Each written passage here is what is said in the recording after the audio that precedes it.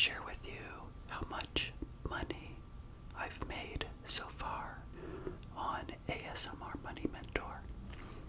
I've been producing episodes since February of this year.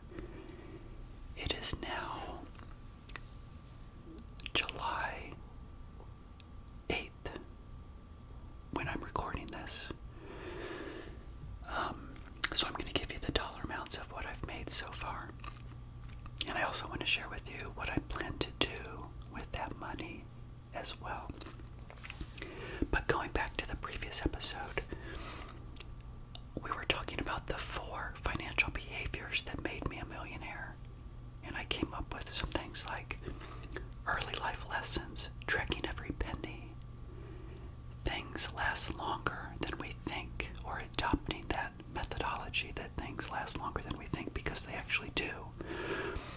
And if you continue to buy new things and replace the old, then that is a very quick way to lessen your chance of building wealth than if you did not do that. For example, if you continue to buy new cars every year or two, then you're destined to never build wealth. And before we ended the last episode, I was talking through number 4, which is simply making sure that you have the time to stop, relax, and think about what you need to do, financially speaking. And I was relating it to an article that I have called Rehumanize Yourself. And in that article, it talks about health and fitness, but I like to apply it to finances as well.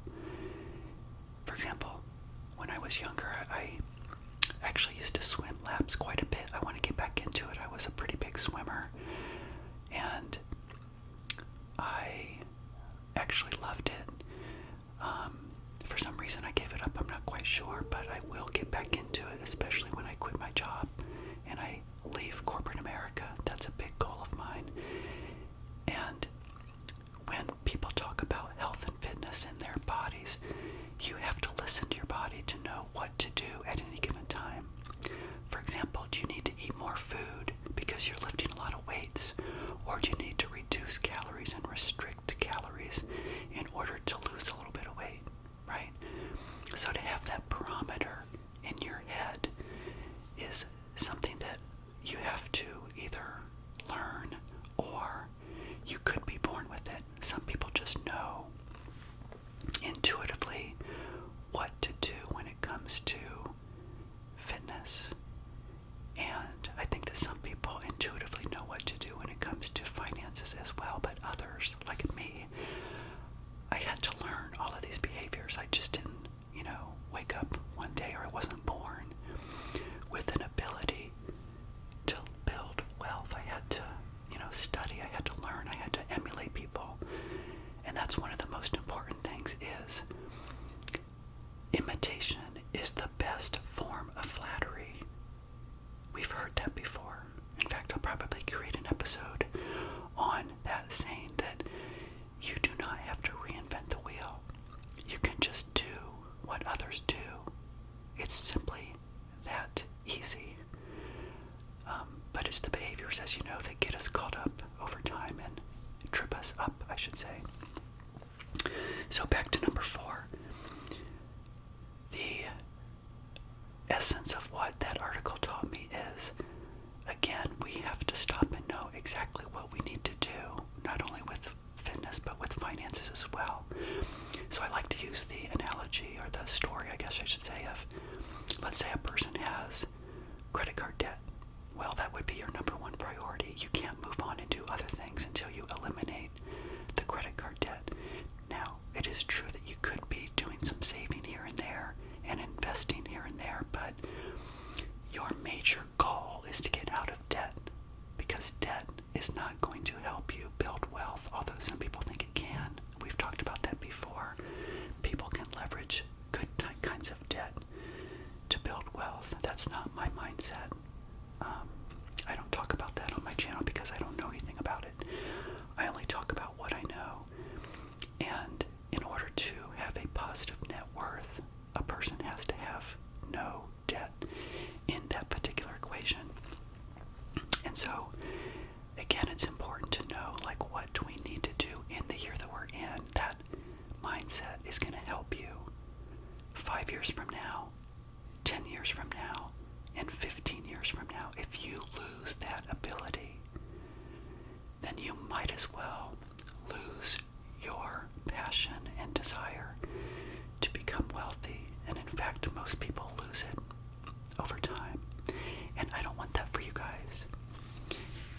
guys are my financial children, right? You're so much younger than I am. So I want this for you. I want you to be able to conquer what most people cannot conquer. And it's through behaviors and action that can happen for you. But to wrap up this episode and move on to the content of today's episode is, it really is that simple to know what you need to do in the year that you're in. And you just repeat that over and over and over. It might take you 3 years to max out your Roth IRA. Great. The first year you contribute $1,000. The second year you contribute that same $1,000 again and another $1,000, which is $2,000. Then let's say you get a raise, and the next year you do the $1,000, you do the $2,000. Now you do an additional $1,000. That means in that year you're doing $3,000. So see how that works. You continue doing what you're doing, but you continue to add to it. At the same time, you're bringing your debt down to zero as well. So, to wrap up the episode, the 4 ways or behaviors that made me a millionaire. Life lessons, tracking every penny, things last longer than you think, and having the capacity to stop and listen to know where you are on your journey and to apply the skill sets so that you can make the right decisions. So, moving on now to today's episode, just more of a fun episode for today. I've noticed on YouTube a lot of people talk about the amount of money they make as a small channel, so I wanted to do that today for you as well. And if you found ASMR Money Mentor and you're new to my channel, welcome. I hope you subscribe. Go back to my playlist and watch episodes 1 through 62, where I document and tell you everything that I've done to build a net worth of up to 1.5 million from zero. I started at 40 years old. I'm 58 now. It took 15 to 18 years to get to where I am today by keeping my expenses down and every year making a little bit more money. So I chose a simple path to wealth, and if that resonates with you, then I would highly encourage you to go watch my episodes, and I will talk through my thoughts, my actions, my behaviors, and skill sets that I acquired, and what I did in each of those years to build the wealth. So there's my little disclaimer for those of you that are new, and thank you so much for being here. The hat is a little bit of a mysterious kind of a thing because I'm a little bit incognito, but not only do I ramble and talk about finances, I do role plays, I do other types of videos and episodes on my channel as well. So I hope you like it, and I hope you stay here. So thank you for being here. So now, I want to say first that, I never started this channel thinking that it was going to be a moneymaker. I, as you know, have already won the game of money. I could live the rest of my life and not need any more money based on how frugal I am.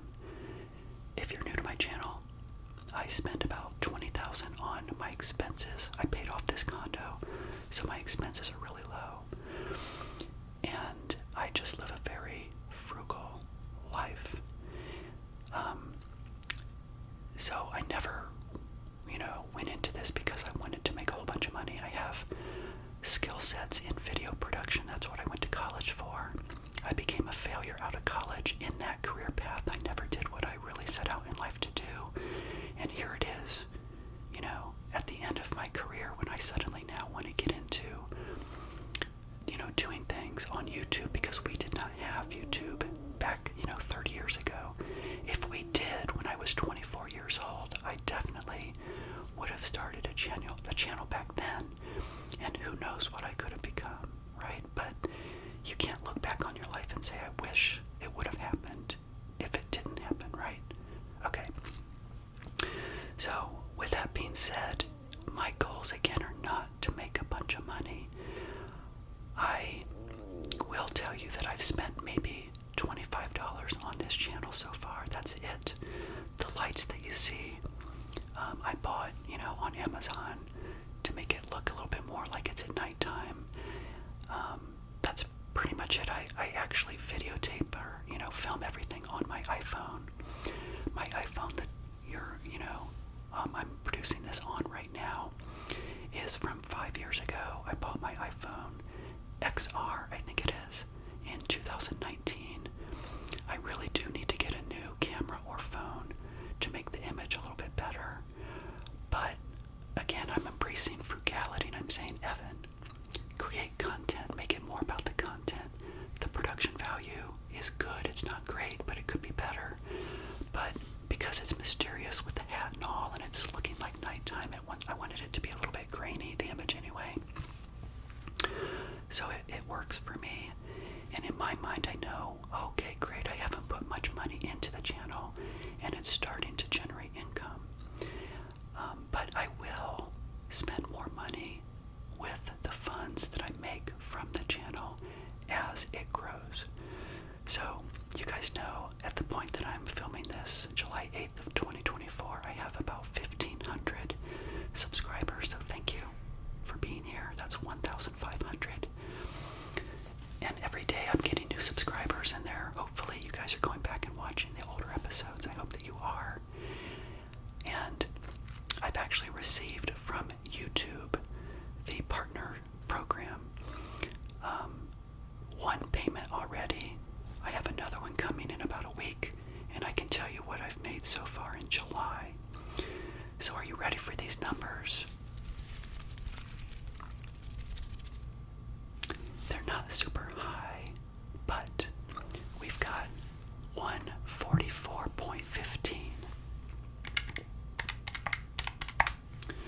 I made $144.15. That was my first paycheck, and I think that was for about a month and a half because I got monetized, I think at the end of March, somewhere in there. Then I got the payment I'm going to get in a couple weeks, or probably another week, is $131.38.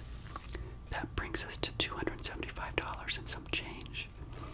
And so far in July, $24.87. So look at that, $300.40 I have made on the channel so far. And that, I believe, is after tax. I'm not sure how that works. They're going to send me probably a form at the end of the year for my taxes. And then, of course, it's thrown into all of your other income. And then I'll pay tax on that as well. Or maybe the tax is out already. I'm not sure. Anyway, roughly $300. So let me just say, I have never really made income from a venture like this, an entrepreneur type thing. So for me, I think it's awesome. Again, I don't really need the money. I'm not doing this. I'm doing this because I'm passionate about YouTube. I'm passionate about personal finance. So I'm blending together that plus my passion for ASMR. Those three things all come together for me on this channel.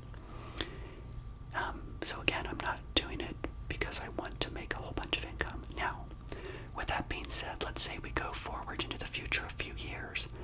Wouldn't it be great if the channel could produce enough income that would pay, let's say, half of my expenses in retirement? That would be awesome. Whenever you can in retirement, and I know for you guys this is a long time into the future, but if you can offset your need by extra income, that means the nest egg that you've created can last that much longer. Does that make sense?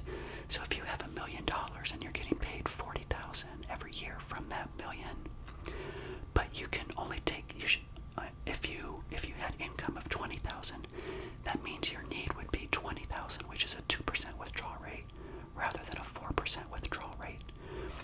A 4% withdrawal rate, they say, can last 25 years in retirement, sometimes more. That's known as the 4% rule. But a 2% withdrawal rate can last 50 or 60 years or more. So having that subsidization of need, not adding to the 40 to make 60, but taking the 20 as a net and pulling 20 from investments and 20 from YouTube in my example, is the goal that I have for myself. So my goals are not super lofty with this channel. I think I can get there. Knowing saying to myself that I earned about $300 is actually, for me, a big accomplishment. It's a lot of work, but it's something that I truly enjoy. So I'm going to leave you with that today. I want you guys to think about it. Like, I know many of you, again, are younger. You have a lot of things that you can do with the internet to make money.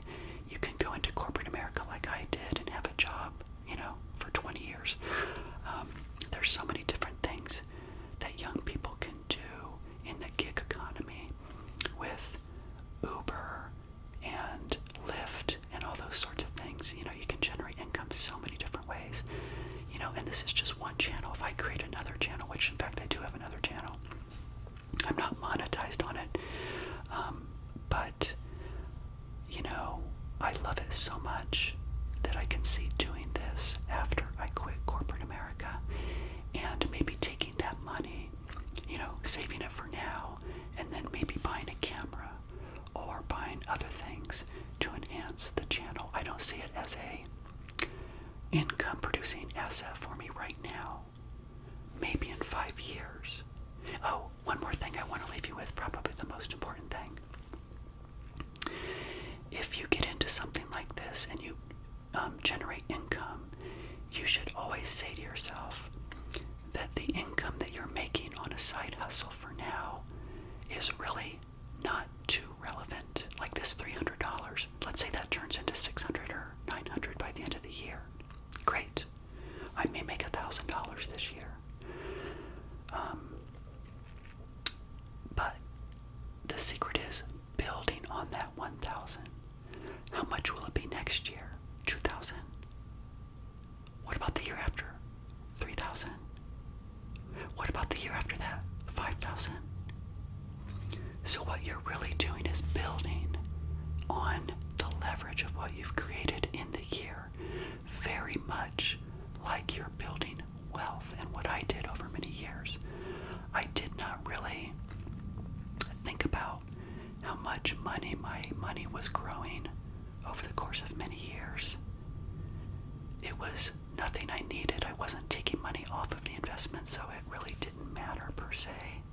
It only mattered because now I can look at you and say I made, or I have, $1.2 million in investable assets. Now that is something to be, proud of when you look back over your life and say, look what I've created. Rather than looking back and saying, oh, I have all this debt, I have to work forever, how am I going to pay all these bills? When you were building the wealth, the 200,000 was 200, that was great. But that 200,000 doesn't really generate that much income that you can really live on. $600,000, yeah, that's great, but it doesn't generate that much money. $1 million, oh, okay, that generates 40,000.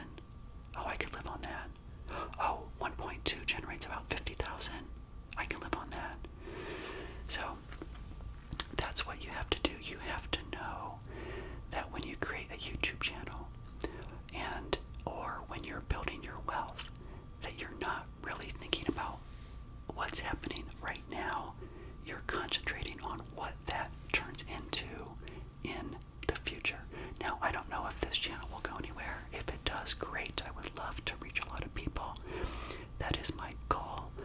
But again, I'm doing it because I know I've already won at money and I don't need the money or the income. My passion is more about helping others do exactly